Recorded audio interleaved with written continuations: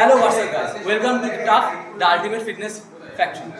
তো আজকে আমরা শিখবো একটা one of the most compound exercise যার নাম স্কোয়াট, তার বায়োমেকানিক্স। তার আগে বায়োমেকানিক্সের আমাদের যেটা মোস্ট ইম্পর্টেন্ট জানা টর্ক। টর্ক কি? টর্ক হলো মোমেন্টাম ইন্টু ফোর্স। টর্ক হলো যে কোনো মুভিং জয়েন্ট, যেরকম আমাদের বায়োমেকানিক্স যদি হয়, bio means biology and mechanics connected to physics. তো আমাদের বডিতে যেই ফিজিক্স লাগে সেটাকে বলে বায়োমেকানিক্স। তো এবারে আমাদের বডির জয়েন্টস, সেখানে আমাদের টর্ক প্রডিউস হয়। তো টর্কের formula momentum into force. Force হলো লাইন অফ ফোর্স। যখন আমরা একটা বাইসেপ কার্ল মারি, আমাদের লাইন অফ ফোর্স বা ইম্প্যাক্ট অফ ফোর্স কোথায়? আমাদের হাত, এখানে আমাদের ওয়েট থাকে। তো আর এই লেনটা হলো লিভার আর্ম। তো যখন এটা 90 ডিগ্রি হয় আমাদের জয়েন্টের থেকে, সেটাকে বলে মোমেন্টাম। তো মোমেন্টাম যত বাড়ে আমাদের এখানে টর্ক বেশি প্রডিউস হয়। এটা ফর আইসোলেটেড মুভমেন্ট। এবারে আমরা দেখবো স্কোয়াট।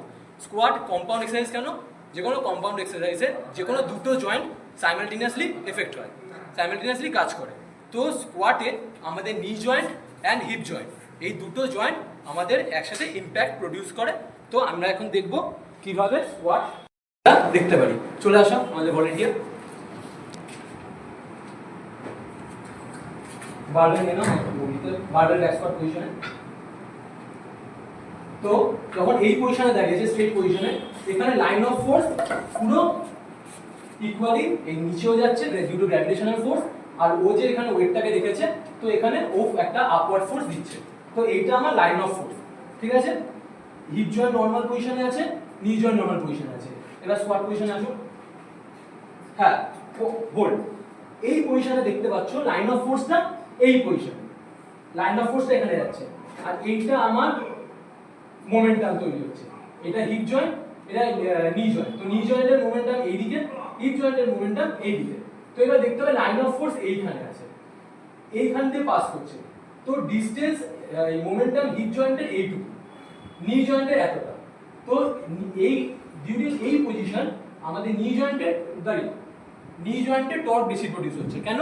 নি জয়েন্টের দিক থেকে মোমেন্টাম বেশি। তো যেখানে মোমেন্টাম বেশি, তাহলে তার সেই আর ফোর্স আছে আমাদের, তাতে মোমেন্টাম বেড়ে যাচ্ছে। তো torque directly proportional two momentum. Momentum যেহেতু বেশি, আমাদের নি জয়েন্টে বেশি প্রেশার করছে। নি জয়েন্টে যেহেতু বেশি প্রেশার করছে, নি জয়েন্টের সাথে কানেক্টেড যে মাসেলগুলো, সেখানে আমাদের এফেক্ট বেশি পড়ছে। যেরকম নি জয়েন্টের সাথে কানেক্টেড মাসেলস, যেরকম আমাদের ভ্যাস্টি মাসেলস বা কোয়াড মাসেলস। এইবারে স্কোয়াট মারবে একটু লিভ হয়ে, ঠিক আছে? সামনের দিকে চলো মার। আর বসো, আর ব্যাস। হ্যাঁ, এই পজিশনে দেখো, এই পজিশনে লাইন অফ ফোর্স এইখানে। তো আমার মোমেন্টামটা হিপ জয়েন্ট থেকে মোমেন্টামটা বেড়ে যাচ্ছে, তাই না? তো এই পজিশনে যখন আমরা একটু লিন হয়ে মারি, তখন আমাদের হিপ জয়েন্টে টর্ক বেশি প্রডিউস হয়, কারণ আমাদের হিপ জয়েন্টের থেকে মোমেন্টামটা বেশি, আর same momentum is directly proportional to torque. তাই জন্য আমাদের হিপের সাথে যে মাসেলস কানেক্টেড গুলো আছে, যেরকম আমাদের গ্লুটাস ম্যাক্সিমাস, আমাদের হ্যামস্ট্রিংস, তো এগুলো বেশি এফেক্ট করে। আজকের জন্য এইটুকুই। And be fit both psychologically and physically, and be tough. Thank you.